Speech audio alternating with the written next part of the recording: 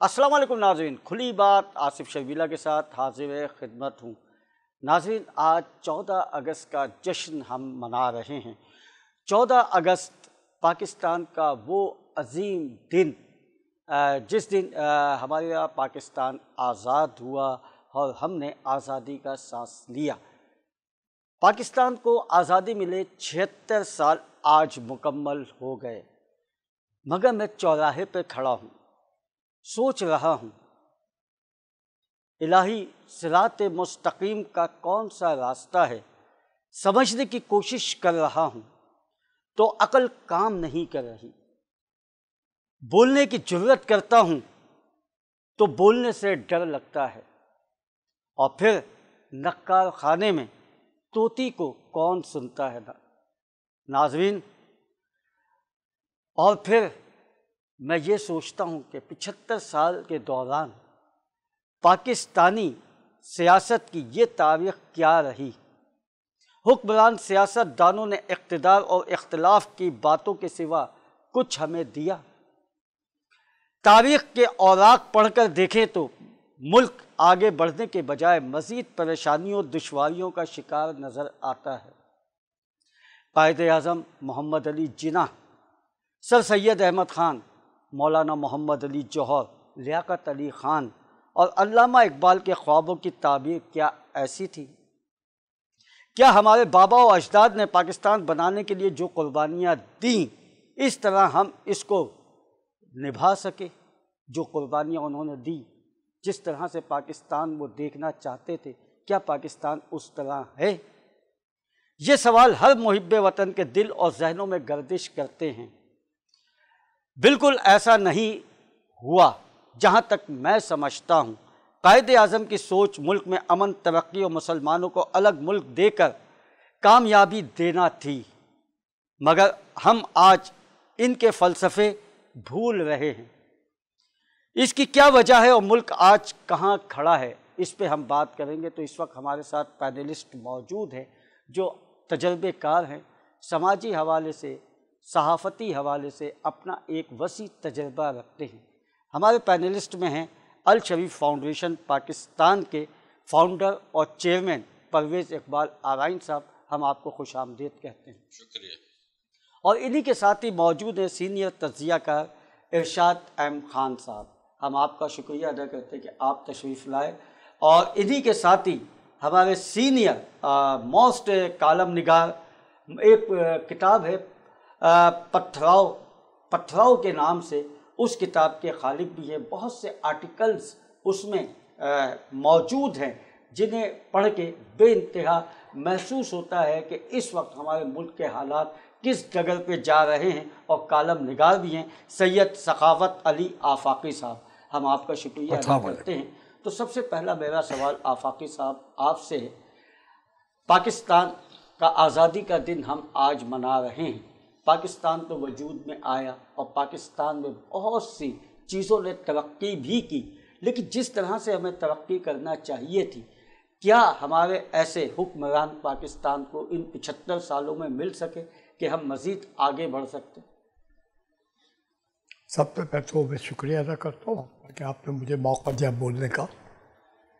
मैं अपने दिल की भड़ास निकाल सकूँ या असल तस्वीर दिखा सकूँ कि पाकिस्तान हमने क्यों बनाया था और क्यों नाकाम रहे। सबसे बड़ी बात जो ये है, जैसे भी आपने फरमाया कि यौम आज़ादी मनाते हैं। पाकिस्तान कभी भी किसी का ग़ुलाम नहीं रहा। बर्रे सग़ीर ग़ुलाम था, बर्रे सग़ीर आज़ाद होता, पाकिस्तान का वजूद अमल में आया था। तो सबसे पहली तो ये इस्लाह करनी चाहिए हमें, हुकूमती भी सतह पर भी नहीं हो रही। दूसरा नंबर पे ये कि ये जो देश था हमारा, पाकिस्तान था, वतन अजीज़ था, वो 27वीं शब को, रमज़ान की 27वीं शब को जी वजूद में आया था, जब खलकत इस्लामिया जो थी, बर्रे सग़ीर के तमाम मुसलमान रो के गिड़गिड़ा के अल्लाह ताला के हुज़ूर में दुआ कर रहे थे कि अल्लाह तू हमें ऐसा मुल्क दे जहाँ हम आज़ादी से तेरी इबादत कर सकें। अच्छा, आपकी बात थोड़ी सी काटूंगा। आपने पाकिस्तान बनते हुए देखा? जी मैंने देखा है, मैंने बनते भी देखा, बिगड़ते भी देखा। बन रहा था उस वक्त क्या जज्बात थे, एहसासात थे और लीडरी कैसी थी? मैं उस वक्त तकरीबन 10-11 साल का था जब मैं बच्चा मुस्लिम लीग बनी थी तो हम बन के रहेगा, पाकिस्तान बट के रहेगा, हिंदुस्तान के नारे बच्चे लगाते थे। हरे दुपट्टे फाड़ के अम्माओं ने बहनों ने दे दिए थे, उसको हम डंडे पे लगा के पाकिस्तान जिंदाबाद, वो बन के रहेगा हिंदुस्तान था। लेकिन जब पाकिस्तान बना तो उसका मुझे याद है, मैं स्कूल में पढ़ता था दिल्ली के हरपुर सिंह बस्ती उनका स्कूल था, तो रोशनारा बाग में जश्न मनाया गया था कि हिंदुस्तान आज़ाद हो गया, पाकिस्तान वजूद में आ गया। वहाँ बड़ा जश्न आ गया। उसके बाद अचानक फिर हालात बदले, और हालात बदलने के बाद हर तरफ आग और खून की होली खेली जाने लगी। तो फिर उसमें आए मेरा बुनियादी ताल्लुक़ रियासत राजस्थान से, तो वो लोग वहाँ थे, मेरे वालिदैन, मैं और बड़े भाई यहाँ दिल्ली में पढ़ा करते थे, वो भी इधर आ गए। तो ये मेवात का इलाका जो वो सबसे ज़्यादा मुतासिर इलाका था। विकिपीडिया की रिपोर्ट के मुताबिक एक हफ्ते में तकरीबन 6 लाख आदमी मारा गया मेवात में। तो उसको देख के सब लोग जगह आए, कुछ खोखरा पार के से पाकिस्तान में आ गए, कुछ दिल्ली में आ गए, कुछ आसपास में जो भी उनके अजीज रिश्तेदार थे उनके उन्होंने ले ली पना। तो मेरे वालिदैन भी इधर आ गए। फिर हम वहाँ से बैठकर पहली ट्रेन से यहाँ पर आए हैं। तो कराची, उसका लाहौर का और दिल्ली का सफ़र 10 घंटे का था। तो कभी किसी जगह रोक ले, एक रात तो उन्होंने हमें पालम पे रोक रखा, कभी आगे जाती थी गाड़ी, कभी पीछे आती थी। फिर उसके बाद अगली रात हमें अम्बाला पे रोक के रख लिया कि जी ये जगह हमें दे दो। तो बलोच रेजिमेंट हमारे साथ थी, उन्होंने कहा जी हमारी ज़िंदगी में आप ये ट्रेन तो नहीं ले सकते। फिर उसके बाद हम पहुँचे जालंधर में, वो कहने का जी अब आगे अमृतसर है, मैं नहीं रोकूंगा, 1 रुपया फी फैमिली दे दे, वो आपने दे दिया। तो अमृतसर पे जाके रुक गई गाड़ी। सुबह 10 बजे गाड़ी पहुंची है, वो शाम तक खड़ी रही कि जब हमारा शरणार्थी खैरियत से आ जाएंगे तब आपको जाने देंगे। अब उस वक्त सूरत हाल ये हुई कि बजाय अपनी खैरियत के लिए दुआ मांगते, खैर आफियत के लिए कि अल्लाह ताला हमें खैरियत से पाकिस्तान दिखाए, हम उनकी दुआएं मांगने लगे। फिर जब वो 6 बजे आ गए हैं तो फिर हमारी गाड़ी, हुब्बुल वतनी का ये आलम था कि पाकिस्तान आज़ाद हुआ तो आप अपने आप को छोड़ के, अपने आबाओ अजदाद को छोड़ के, जो आपके साथ है बीमार हैं या परेशान हाल है, उनको छोड़ के दूसरों की खैरियत पूछें जी, दूसरों का ख्याल कर रहे हैं। बिल्कुल यही था, ये जज्बात थे, ये एहसासात थे। अच्छा, जब पाकिस्तान वजूद में आया और अनाउंसमेंट हुआ कि पाकिस्तान आज़ाद हो गया है, आज से आपको एक अलग मुल्क मिल गया, तो उस वक्त आपको ऐसा होश था कि लोगों के क्या जज्बात थे, क्या एहसासात थे और क्या वो सोच रहे थे? मुझे अच्छी तरह याद है, जिस वक्त रात को ऐलान हुआ तो उस वक्त हम लोग सो रहे थे, क्योंकि रेडियो शास कहीं थे, रेडियो भी उस ज़माने नहीं था, तो बहुत आम हो गया। तो जब सुबह सो के उठे तो एक जश्न का समय था, हर शख्स नारे लगा रहा था, हर मुसलमान, मेरा इलाका जो था, मेरा मोहल्ला दिल्ली में, वो मुसलमानों का था। उससे आगे कसाबपुरा था, धीरज की पहाड़ी थी, ईदगाह मैदान था, तो यहाँ सब मुसलमान ज़्यादा थे, बड़ी आबादी थी, बड़ी खुशी थी, बड़े ढोल ताशे भी बज रहे थे, लोग बाग लंगर भी बांट रहे थे, मिठाइयाँ भी बांट रहे थे, सब कर रहे थे। तो एक जज्बा था, खुशी थी कि पाकिस्तान वजूद में आ गया। लेकिन इसके बाद जो अगला दौर शुरू हुआ, मार पीट का हुआ, तो फिर माइग्रेशन करना पड़ा, हिजरत करनी पड़ी अपने घरों से।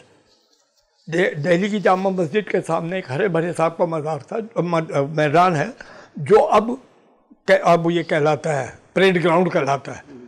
तो यहाँ पर कैंप बना दिया था, जो लोग भी वहाँ से आए या बाहर से पास पड़ोस के गांव से आए वो यहाँ कर रहे हैं, और वहाँ से उठाकर उनको ले जाके पुरानी दिल्ली के रेलवे स्टेशन पे बिठा के पाकिस्तान रवाना किया जाता था। फिर जब ज़्यादा हो गए, गाँव देहात के लोग आ गए, तो पुराने किले में फिर वहाँ उनका कैंप लगा दिया, नालियाँ खोद दी गई कि भाई यहाँ बैठ करके रफ़ा हाजत वगैरह कर सके। उसमें बहुत सारे लड़के डूब गए, बच्चे डूब गए। तो हर तरफ से परेशानी और न खाने का होश होता था, पाकिस्तान होता था, लेकिन एक जज्बा था कि हम पाकिस्तान जाएंगे, हम आज़ाद हो जाएंगे, हम मुसलमान रहेंगे, हम इस्लाम की बातें करेंगे, हम अल्लाह के बताए हुए रास्ते पे चलेंगे, हम रसूल की सुन्नत के अमल करेंगे।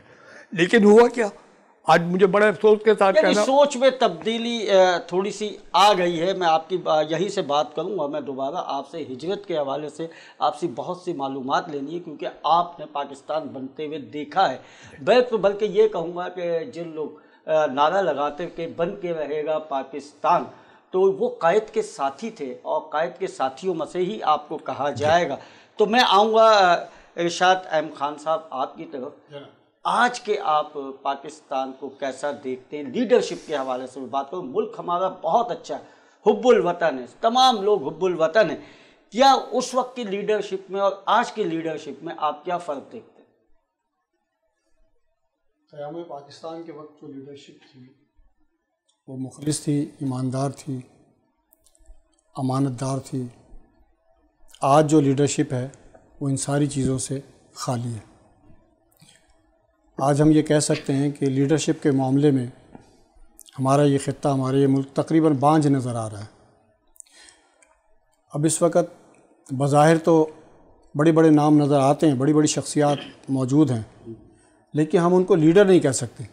جس طرح کے لیڈر قائد اعظم تھے، جس طرح کے لیڈر علامہ اقبال تھے، مولانا مودودی تھے، اور بہت سارے لیڈر اس ملک میں تھے. لیکن آج کیا کوئی ایسا نام ہے جس کو ہم فخر کے طور پر پیش کر سکیں کہ یہ واقعی پاکستان کا لیڈر ہے؟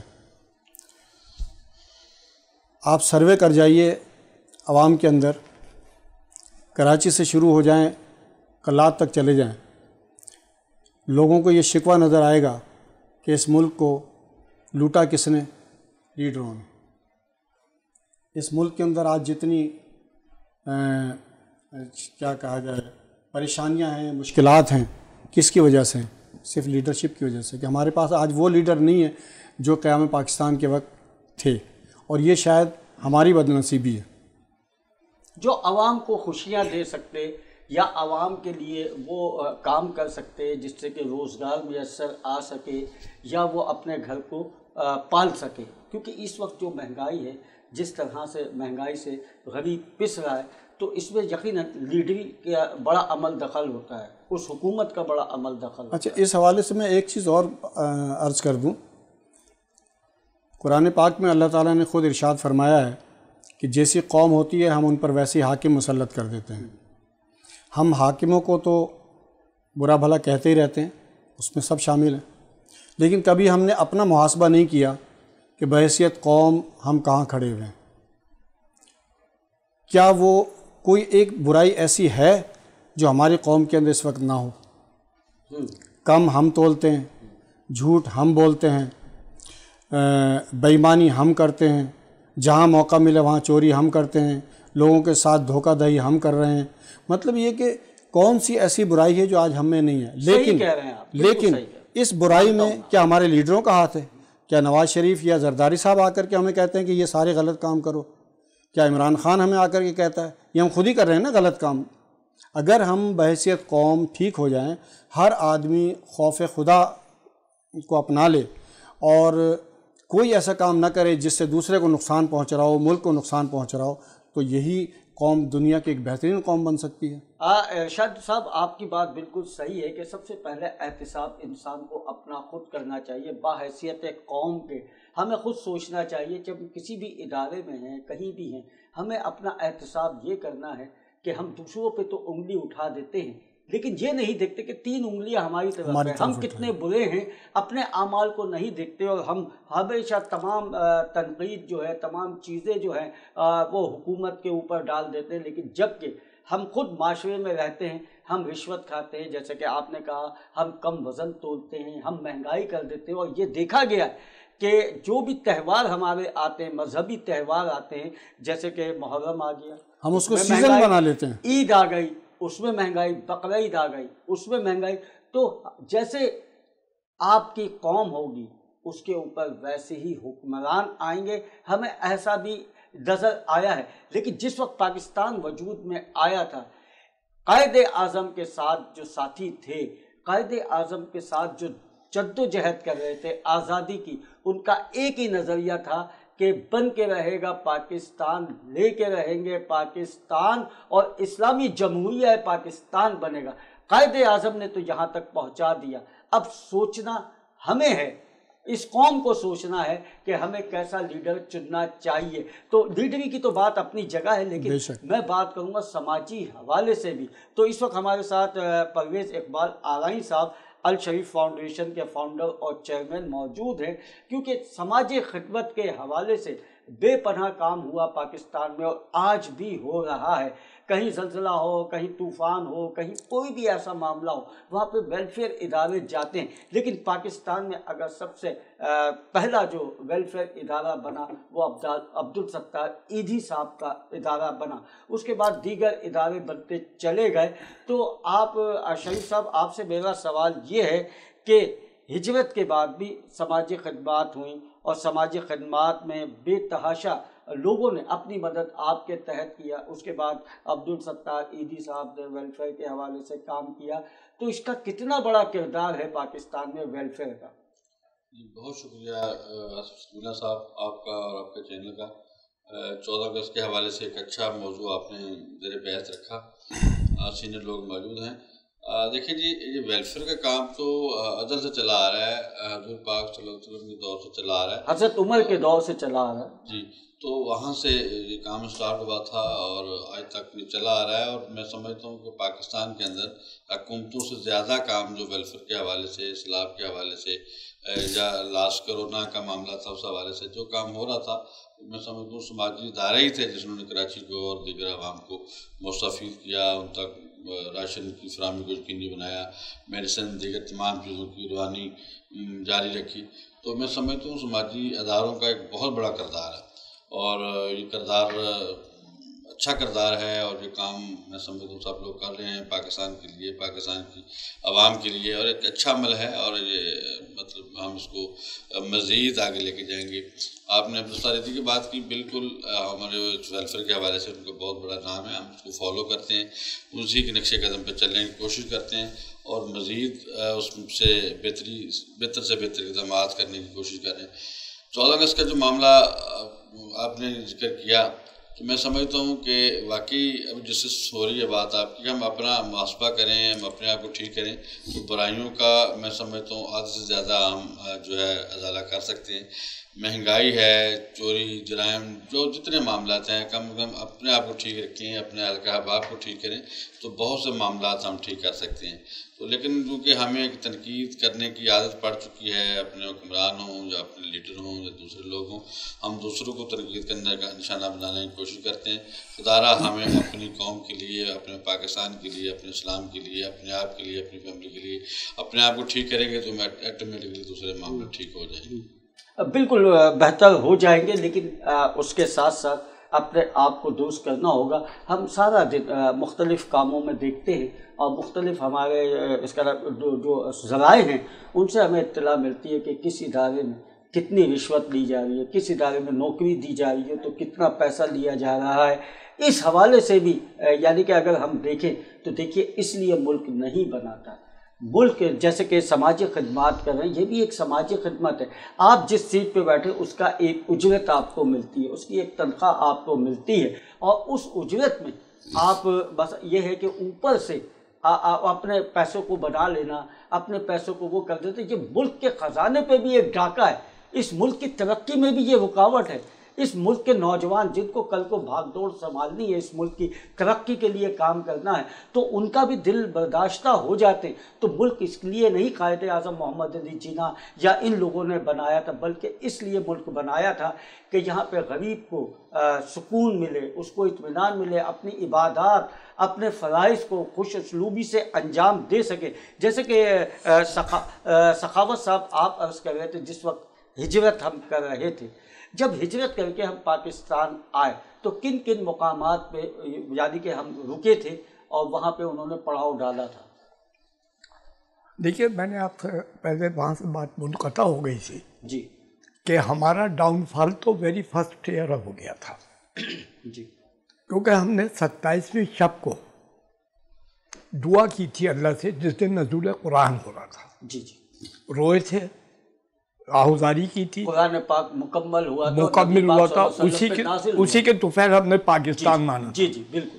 تو ہونا تو یہ چاہیے تھا کہ 27ویں رمضان کو بھی پہلی سالگرہ ہوتی، اسلامی نقطۂ نظر سے جو ہماری ڈیمانڈ تھی، ہمارے اسلام کے لیے ڈیمانڈ تھی، کسی اور شخص کے لیے نہیں تھی. لیکن ہم نے 14 اگست رکھا، پہلا انحراف کیا ہم نے اپنا، وہاں سے ہی ہمارا ڈاؤن فال شروع ہو گیا. اب اس کو کیا آپ پہ سوال تھا؟ سوری جی میں یہ کہ جب پاکستان میں ہاں ہم لاہور میں پہنچے، بھارت سے آئے تو کہاں کہاں کون ہم نے لاہور میں تاکہ ہماری نئی ہم نے سب سے پہلے لاہور کیا، لاہور اسٹیشن، لیکن مجھے نہیں پتا کیا پالیسی تھی کس طرح سے، کیونکہ میں بچہ تھا، ہمیں اسٹیشن سے باہر نہیں جانے دیا. شاید ہم کراچی آنے والے تھے اس لیے کہ ادھر گئے، ادھر سے گاڑی آ گئی تو یہ کہیں رہ نہ جائے. جب گاڑی آئی تو ہم بیٹھ گئے اس میں. وہاں ہمارا کسی نے کچھ کھانے پینے کا کوئی انتظام نہیں کیا. جو ہمارے ساتھ انڈیا سے آیا تھا وہ کچوریاں اور پکوڑے وغیرہ جو بنا کے لائے تھے وہی ہم نے کھایا. اس کے بعد صرف بہاولپور اسٹیشن تھا جہاں نواب بہاولپور ببے اپنے ساتھیوں کے دیگے ویگے لا کے پلیٹیں لا کے دے. نواب بہاولپور ہر ایک شخص سے ملے، انہوں نے اوپن ہارٹیڈ کہا، کھلے دل سے کہا کہ جس کو بہاولپور میں رہنا رک جاؤ، میں کھانے کا انتظام کروں گا، ہم کھانے کا انتظام کریں گے. اور جب تک ایک ایک آدمی نے کھانا نہیں کھایا وہ ٹرین چلنے نہیں دی. انہوں نے ٹرین چلنے نہیں دی. ٹھیک ہے، ہم اس کے بعد اس ٹرین کو آگے لے کے بڑھیں گے. یہاں ہوا ایک وقفہ، وقفے کے بعد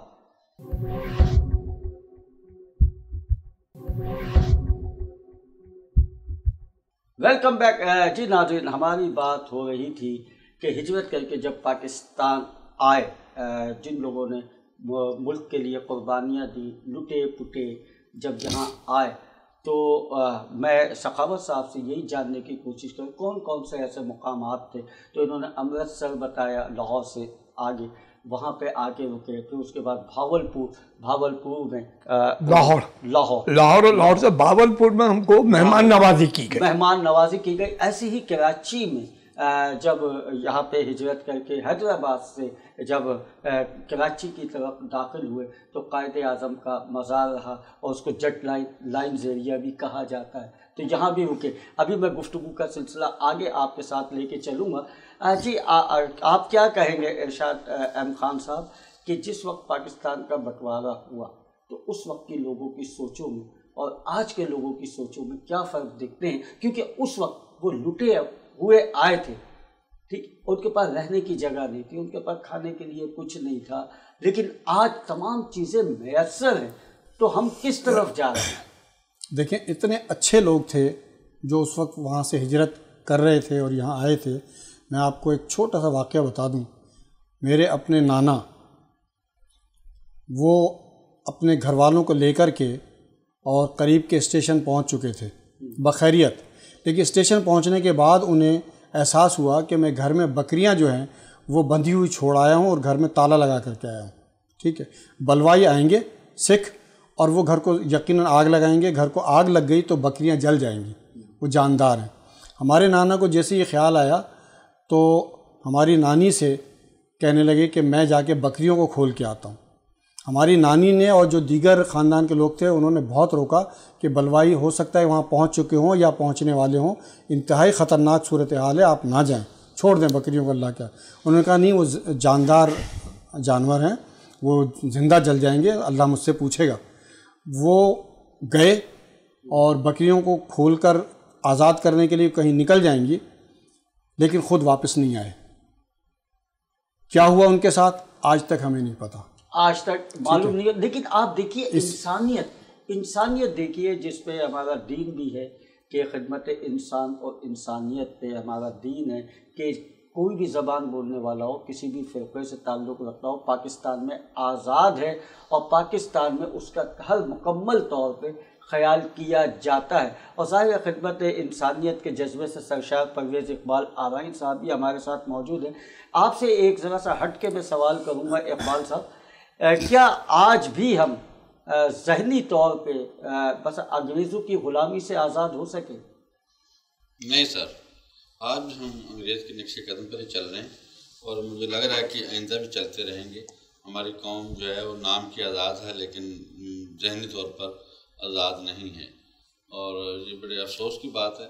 ہم آزاد قوم ہیں اور ہمیں آزادی کی زندگی جینی چاہیے. اور 76 سال گزرنے کے باوجود بھی آج اس پاکستانی قوم کے پاس مجھے نہیں پتا کہ کسی کے پاس پانی نہیں ہے، کسی کے پاس گیس نہیں ہے، کسی کے پاس بجلی نہیں ہے، کسی کے پاس خوراک نہیں ہے.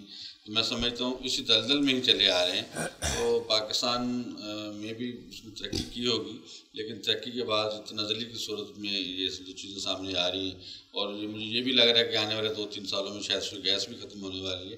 تو یہ ترقی ہے، یہ تنزلی چیز کی ہمیں سمجھ نہیں آ رہی. اور خدا را میں حکمرانوں سے یہی ریکویسٹ کرتا ہوں اس چینل کے طرف سے کہ اپنے لیے، اپنی قوم کے لیے، اپنے اسلام کے لیے کچھ کریں، اور اپنی اناؤں کو تھوڑا سائڈ پہ کریں، اور اپنے کھینچا تانی کو تھوڑا سائڈ پہ کریں.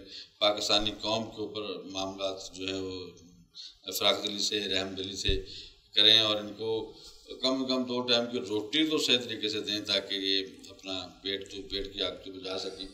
اور جو آپ ویلفیئر کی بات کرتے ہیں، یقین مانیے کہ ہمیں تو بہت سی جگہ سے کال جاتی ہیں، بہت سی جگہ میں خود بھی جاتا ہوں، تو بہت افسوسناک واقع ہوتے ہیں کہ خوراک کے لیے بیٹھے ہوئے ہیں، اور بہت سی ایسی جگہ گیس کے لیے بیٹھے ہوئے ہیں، بہت سے ایسے معاملات ہیں گھر میں میڈیسن تک نہیں ہے.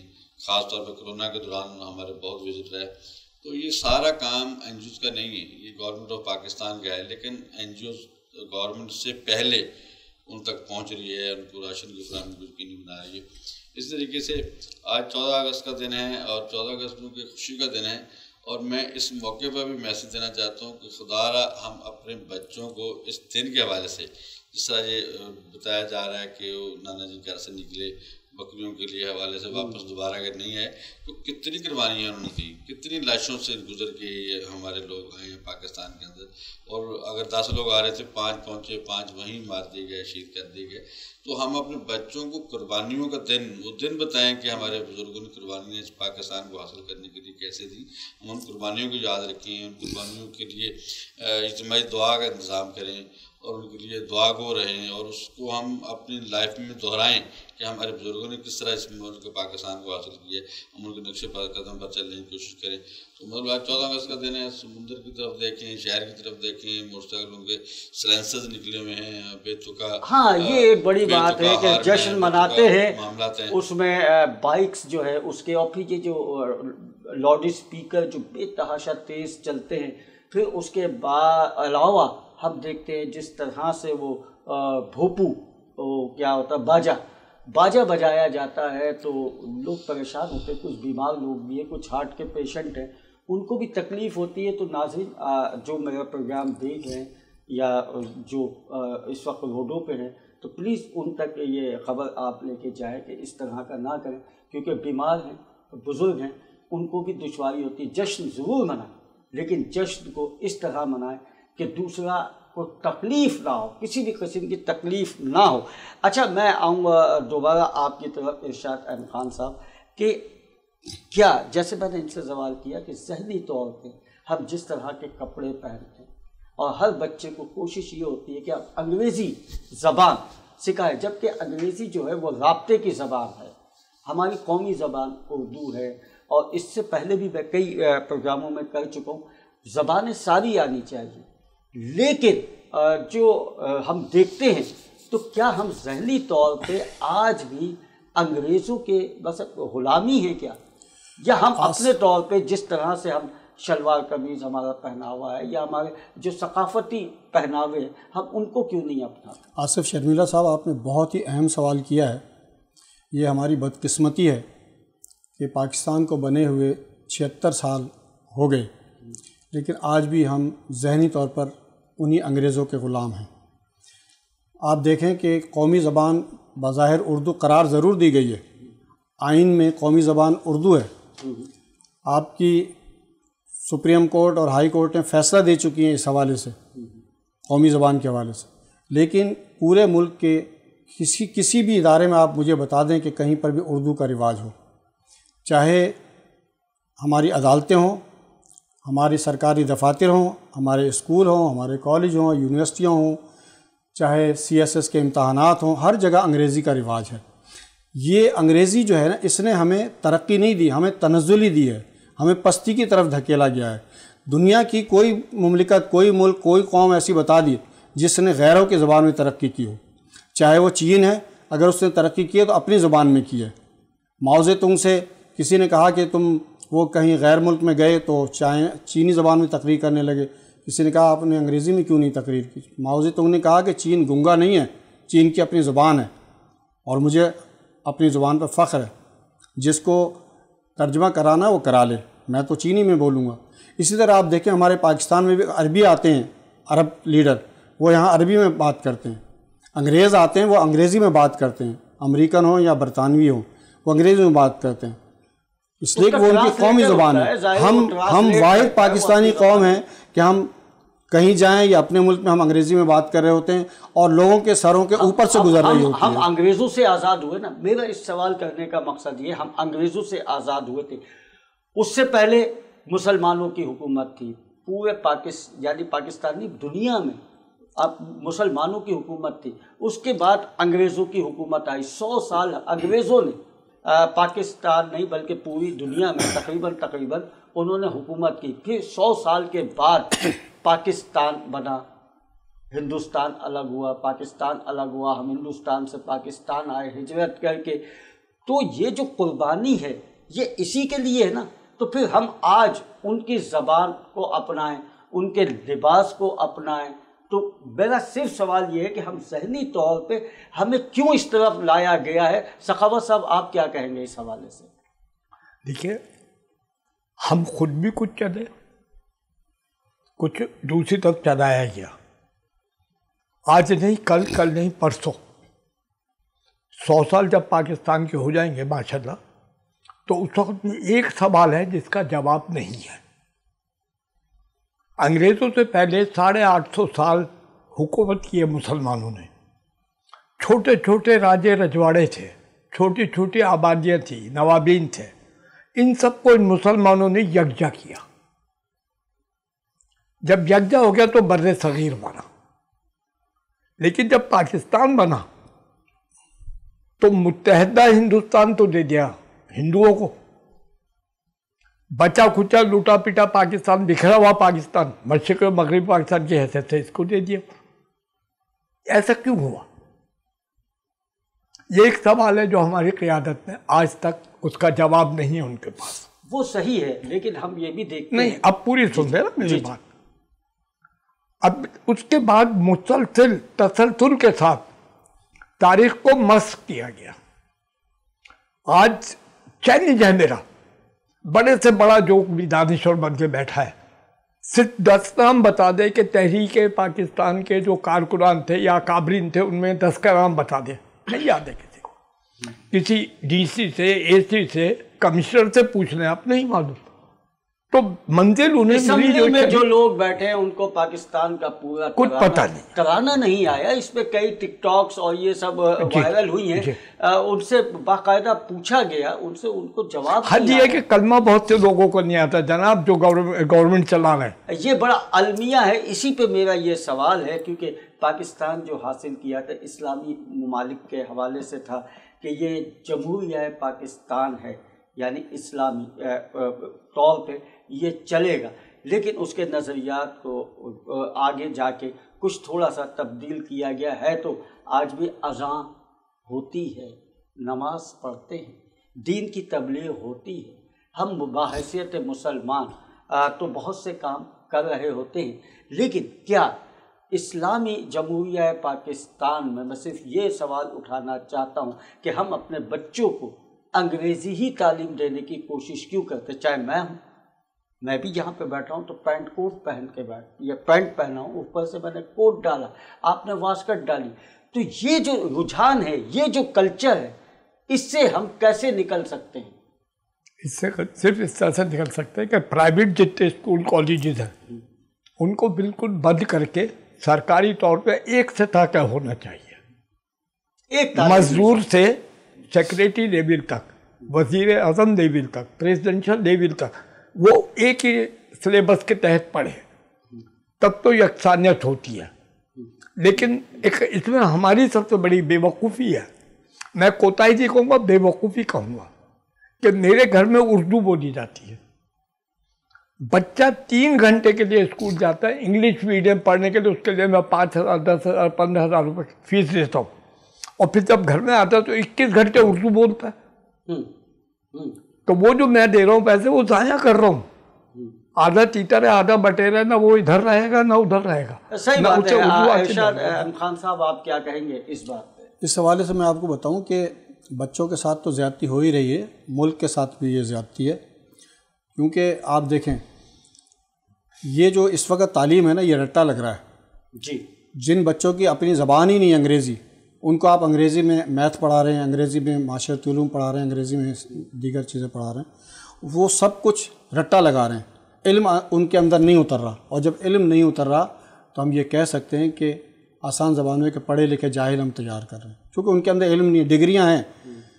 آپ دیکھیں کہ پہلے کے پڑھے ہوئے 5ویں 6ٹھی 7ویں 8ویں کلاس پڑھے ہوئے لوگ پرانے, جنہوں نے اپنی مادری زبانوں میں پڑھی, یا انڈیا کے پڑھے ہوئے جنہوں نے اردو زبان میں یا ہندی میں پڑھی, وہ آج بھی ہم سے زیادہ قابل ہیں. کیوں؟ ان کے اندر علم اترا ہوا تھا. اقبال احمد صاحب آپ سے میں سوال کروں گا. اقبال صاحب میں آپ سے سوال کروں گا, انگریزی بولنا, انگریزی میں بات کرنا, کیا یہ قابلیت ہے, یا کہ اپنے اصولوں پہ چل کے اپنے کلچر میں رہتے ہوئے اس پہ چل کے ترقی حاصل کرنا ہے؟ اپنی مادری زبان اردو, اس پہ چل کے ملک کی خدمت کریں, بچوں کو اویئرنیس دیں, اور اسی کو اسٹڈی کرتے ہوئے بچے آگے نکلیں, پتہ چلے کہ ہم نے کیا پڑھا ہے, کیا ڈلیور کرنا ہے.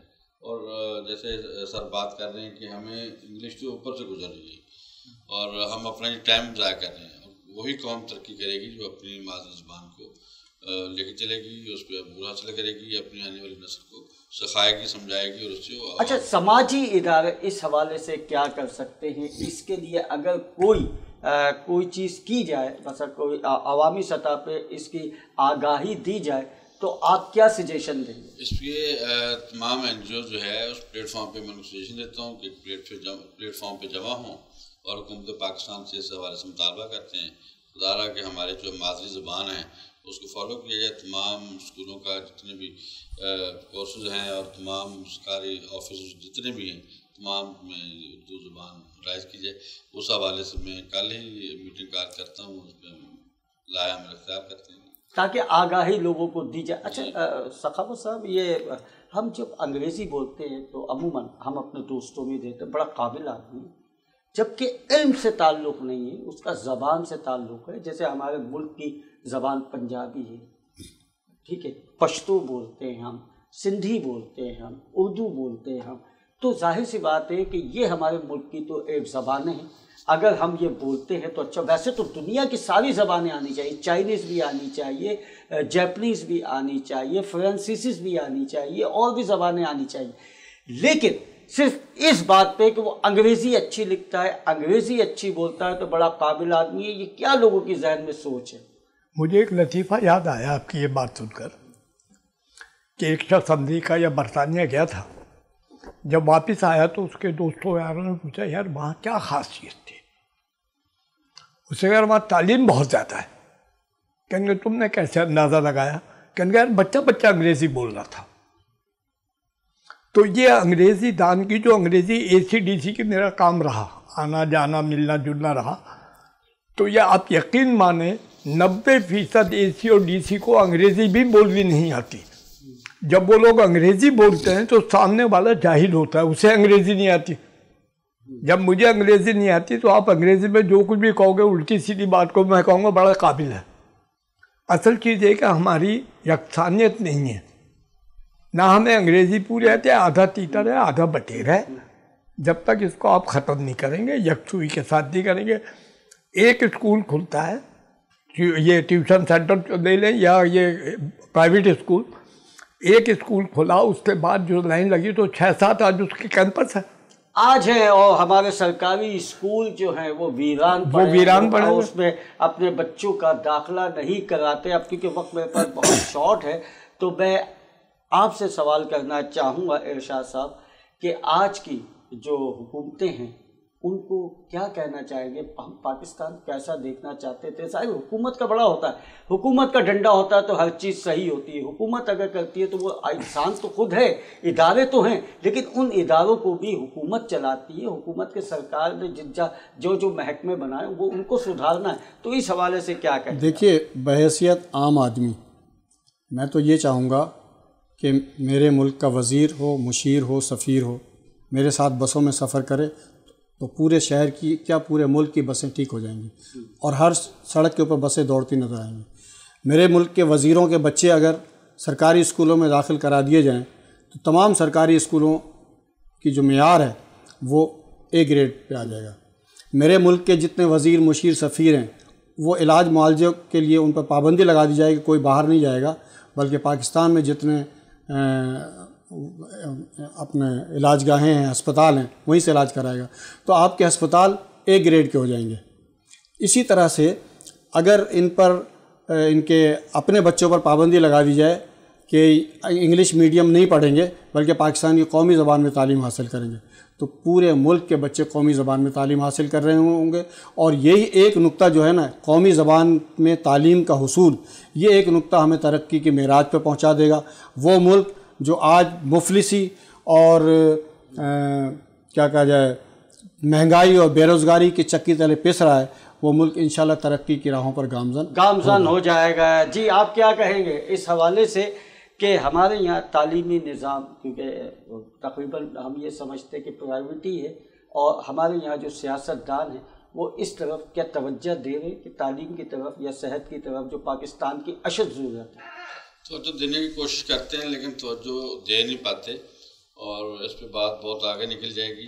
اور ہم حکومت پاکستان خاص طور پہ اگر سندھ میں بیٹھے ہیں، سندھ گورنمنٹ سے ریکویسٹ کر سکتے ہیں، خدا رہا یہ اسکول بند پڑے ہیں جس میں انسانی بچوں کی بجائے بھینسیں باندھی جا رہی ہیں، اور کل ایک پوسٹ میں دیکھ رہا تھا اسکول کے بلیک بورڈ پہ کچھ اور ہی چیزیں چپکائی ہوئی ہیں، گوبری کی کچھ چیزیں لگائی ہوئی ہیں۔ تو مطلب اس کو اس دلدل سے باہر نکالیں اور پاکستانی قوم کو واقعی سیدھے راستے پہ، سیدھے ٹریک پہ چلنے کی کوشش کریں، اور ان کی جو اب مادری زبان ہے وہ ان پہ لاگو کی جائے تاکہ ان کو سمجھ آ سکے اور جو سیکھیں اور آنے والے وقتوں میں عوام میں ڈلیور کر سکیں۔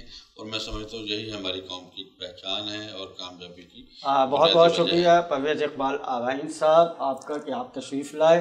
ارشاد احمد خان صاحب آپ کا میں شکریہ ادا کرتا ہوں، اور سید ثقافت علی آفاقی صاحب آپ کا بہت بہت شکریہ کہ آپ لوگ تشریف لائے۔ ناظرین آپ نے گفتگو سننے کے بعد ایک ہی بات ذہن میں آتی ہے کہ جو کہ قائد اعظم محمد علی جناح نے کیا تھا، کام کام اور کام کریں لیکن ایمانداری کے ساتھ کریں۔ کام کرنے کا مقصد یہ نہیں ہے کہ آپ نے بڑی بڑی بلڈنگیں بنانی ہیں، اچھی گاڑیاں لے لینی ہیں، بلکہ لوگوں کے لیے کام کرنا ہے۔ قائد اعظم کا یہی فلسفہ تھا، یہی بات تھی۔ اور ناظرین تعلیم ہر اس گھر میں پہنچے جہاں پہ اس کی اشد ضرورت ہے، اور تعلیم کا مقصد یہ نہیں کہ آپ کسی زبان پہ عبور حاصل کر لیں تو آپ بڑے عالم فاضل ہو گئے، بلکہ تعلیم کا مقصد یہ ہے کہ جو ہمارا دین کہتا ہے، جو ہمارے ملک کے لیے بہتری ہو سکتی ہے، ہم اس کام کو کریں تو ہم علم رکھنے والے لوگوں میں شمار ہوں گے، اور تعلیم کو جب ہم حاصل کریں گے تو ظاہر ہے ہمارا ملک ترقی کرے گا اور ہم دنیا بھر میں چھا جائیں گے، کیونکہ تعلیم کا مقصد ہی یہی ہے کہ شعور دینا اور اپنے آپ کو، جو آپ کے ذہن میں جو اول فول چیزیں ہوتی ہیں ان کو نکال دینا اور ملک اور قوم کے لیے سوچنا۔ اب دیکھنا یہ ہے کہ 76 کا سال شروع ہے، یعنی 76 سال پاکستان کو بنے ہوئے ہو چکے ہیں، آج مکمل ہو گئے 76 سال۔ آگے دیکھتے ہیں کہ ہمارا ملک کس ڈگر پہ جاتا ہے، اور یہ آپ پہ بھی لازم ہے اور حکمرانوں پہ بھی لازم ہے کہ اس کو ترقی دیں اور لوگوں کو خوشحالی دیں۔ اسی کے ساتھ ہی انہی خوشیوں کے ساتھ کہ 14 اگست ہم منا رہے ہیں، اگلی جب ہم 14 اگست منائیں تو اس میں ہم ترقی کے اس زینے پہ ہوں جہاں پہ پہنچ کے ہم دنیا بھر میں کہہ سکیں کہ پاکستان ہمارا دنیا بھر میں ترقی کر رہا ہے۔ اسی کے ساتھ ہی اجازت دیجیے، اللہ حافظ اور ناصر۔